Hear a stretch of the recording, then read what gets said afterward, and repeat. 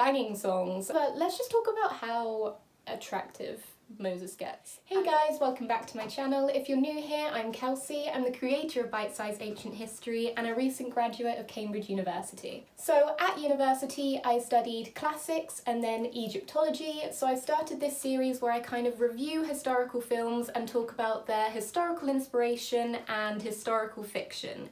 So today we're going to be talking about The Prince of Egypt.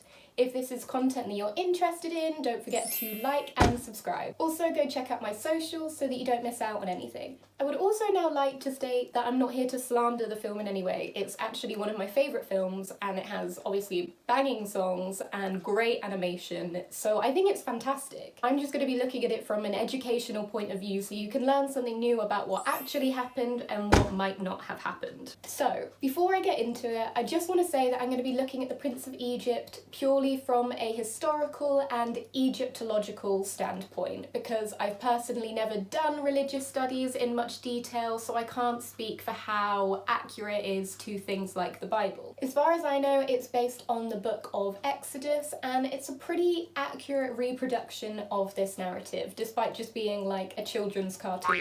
I'm sure most of you are familiar with the plot, but if you're not, I'm now going to provide a very brief summary. The film starts pretty much straight into the action with the killing of the young male Hebrew population, and Moses as a child being one of these. So his mother sends him away down the aisle and hopes that he will be delivered to safety, and he is, because he eventually washes up into the royal residence. Here he becomes adopted by the royal family and treated as if he is one of their own, and he has no idea who he actually is. So he was brought up alongside his supposed brother Ramesses II. The film then jumps to their adulthood. In a big banquet, one of them is gifted a Midian slave girl. She, however, later runs away, and in pursuing her, Moses bumps into his actual biological sister. And this is when he finds out that he's not a royal blood, he's actually a Hebrew. He then learns about all the killings of the Hebrew boys committed by Seti I, the man who he thought was his father.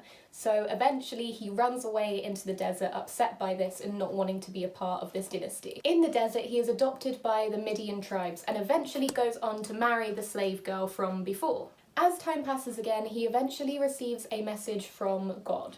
And this message states that he is going to deliver his people from freedom, away from the Egyptian Empire. When he returns to Egypt to fulfill this task, his brother is now Pharaoh, so Ramesses II, and he asks him if he will let the Hebrew people go, but unfortunately, this does not work. In response to this, as a vessel of God, he delivers the 10 plagues as a sort of punishment and a way to encourage him to release the Hebrew people. Unfortunately, as part of the 10th plague, the son of Ramesses II is killed, and the film ends with Moses and the Hebrew people obviously running away into the Red Sea.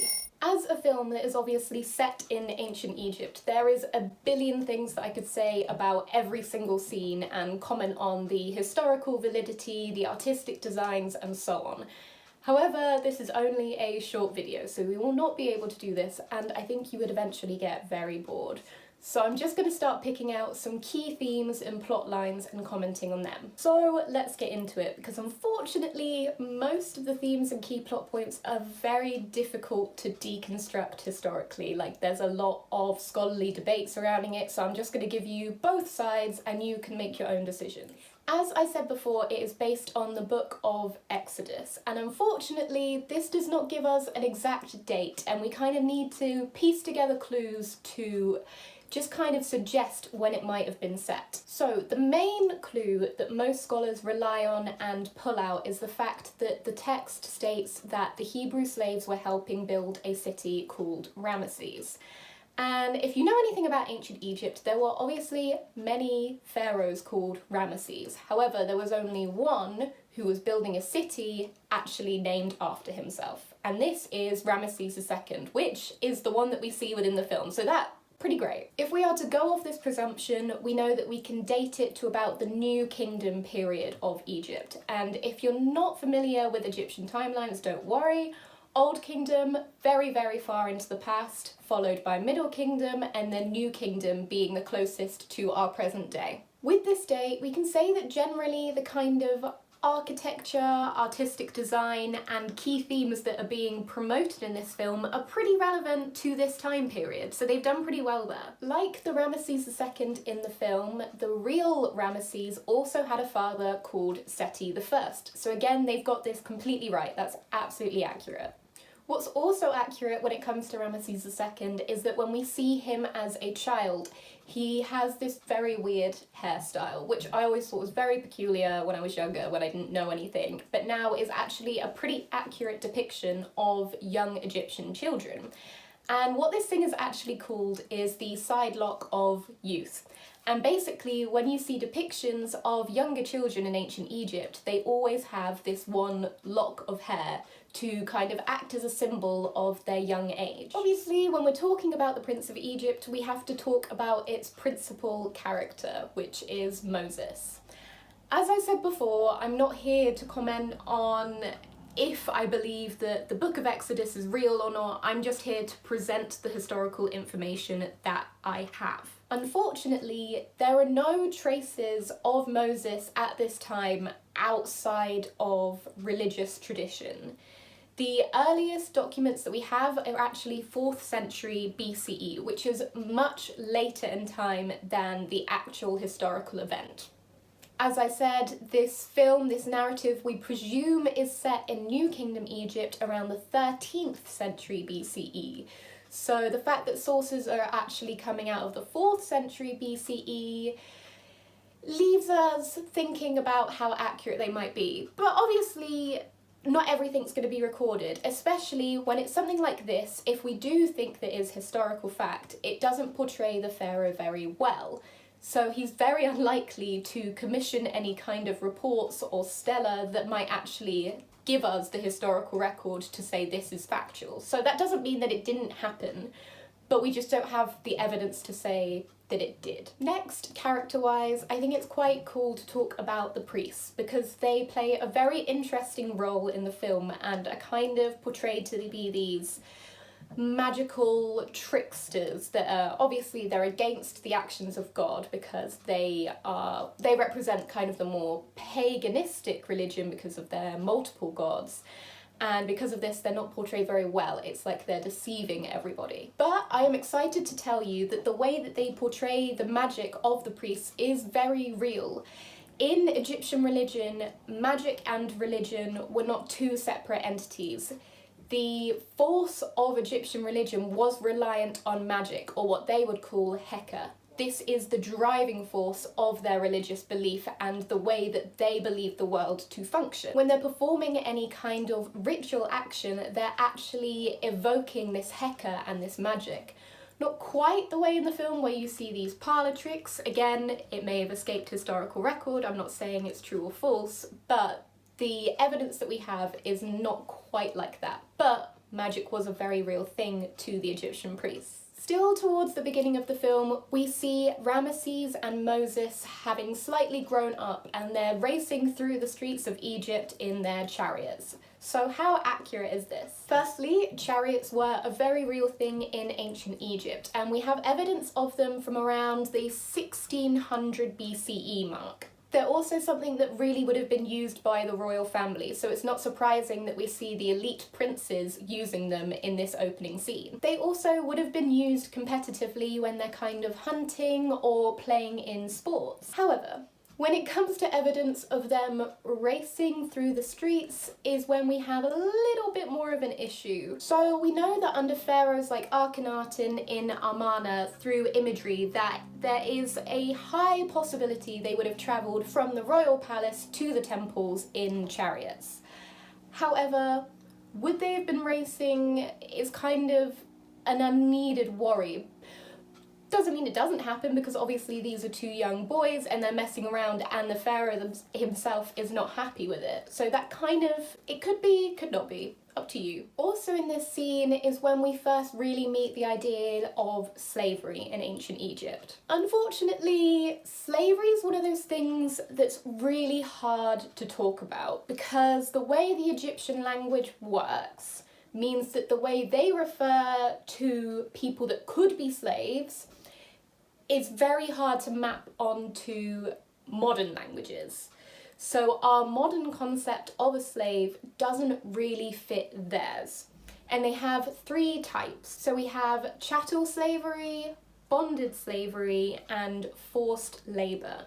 But again, within these three categories, there is a lot of overlap and still ongoing scholarly debate as to what exactly it means. We are at a stage where we strongly believe that the kind of mass slavery that we see in films like this is not an accurate depiction. That's actually much more reflective of ancient Mediterranean societies. The closest thing that we get to this large amalgamation of slaves is the idea of forced labour or corvée labour.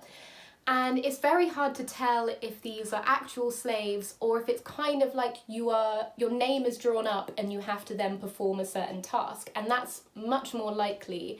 And that doesn't necessarily mean it's then restricted to a group of slaves. It could be any Egyptian citizen. Generally, we know that the groups of privately owned slaves and ones that could potentially take part in these labour are going to be foreigners. So they're going to be people that have been brought in by the successes of wars. Because of this, it means that the portrayal in the film could be slightly accurate with the fact that we have a large and slave Hebrew population, because we know that Seti I obviously took part in many foreign wars that could have brought in this population. We also have more evidence in the form of a tomb owned by Ramesses, and this depicts many foreign slaves working on architectural projects. From papyri under Ramesses II, we also know that there is this process of the brick making being completed by foreign slaves, which they describe to be of Canaan and Syrian origin.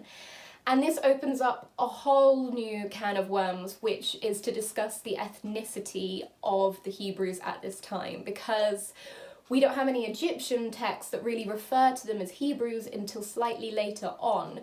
So when we talk about the Canaanites and the Syrians, it could also be referring to this Hebrew population. And because of the length of this video, I'm not going to get into it, and because ethnicity is just a very, very difficult thing to talk about, and you're not going to get a yes or no answer with it. So, in a short summary to this very long and rambled explanation with a very confusing and highly debated scholarly topic, the mass group of slaves that we see depicted in the film is less likely to be historically accurate. However, there is a high possibility that there were Hebrew slaves at this time that could be working in this manner on a smaller scale. We know that they could be helping with architectural projects. The film also depicts it to be a very, very brutal task, with the Pharaoh's men beating the Hebrew slaves. What evidence do we have of this? Unfortunately, we do have papyri that support the fact that this was happening, and the beating and the lashing was a very real punishment for slaves at this time.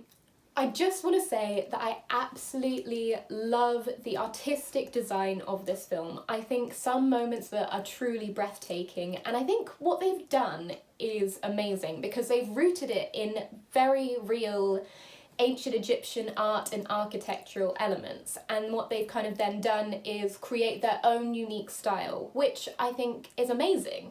So obviously, as a result of this, there are things that are not accurate.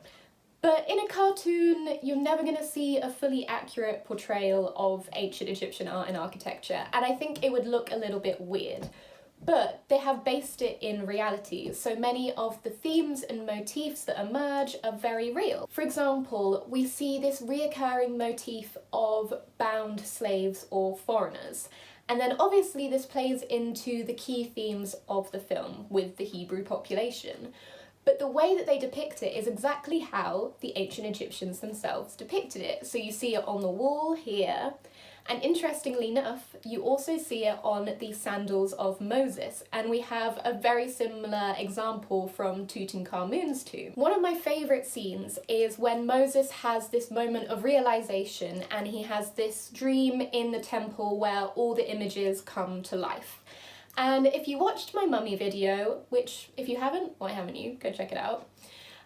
You'll realise that this idea of ancient Egyptian pictures and reliefs moving is embedded within their cultural view, because they believed that as soon as you depict something in a tomb, in a temple, it kind of becomes reality. So like in the Mummy film, like here, we see them coming to life, and I think that's a great use of a very real ancient Egyptian cultural outlook. I also love the fact that the way that they have depicted the friezes are very accurate stylistically to how they were made in ancient Egypt. So the way that you see them kind of being split up into different scenes and the use of levels is very accurate. Only one negative point, and for some reason this scene is used in every single ancient Egyptian film, and that is the depiction of the Aten, the sun, giving life to the royal family. And in reality, this is a very real image, and it is based on Akhenaten and his new Atenism religion, which it wouldn't have been at this point in time, because at this point in the New Kingdom we've moved away from this religion and back to traditional Egyptian paganism religion, you know what I mean. Why they use it every time, I don't know. Because it's such a unique art period as well. It's so unrepresentative of the other thousands of years of Egyptian art and architecture. But for some reason we use it every time, and yeah, here it is again.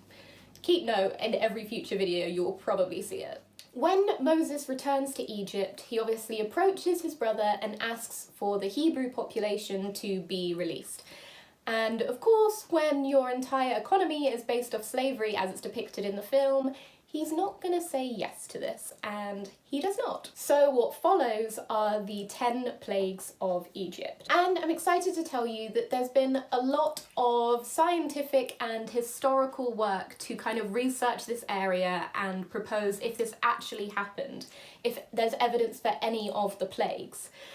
There's no conclusion, but there's a lot of compelling evidence that suggests something may have happened. So these plagues take place in Exodus 7 to 11, and let's just start with the first one. So that's the idea that the Nile turns to blood. Potentially, there's a few scientific explanations to this, and one of them could be the bloom of red algae. This is also known as the red tide, and it's a very real thing that happens in the River Nile and other rivers. Secondly, and I believe a very compelling argument because it explains this plague and many of the others, is the idea that there was a volcanic eruption. Some scholars believe that in around 1600 BCE there was a volcanic eruption over in the south of Greece. Obviously, this isn't quite right time-wise, but because the entire book of the Exodus is hard to pinpoint into one timeline, it's kind of something we can overlook, and we start to get this idea that it's not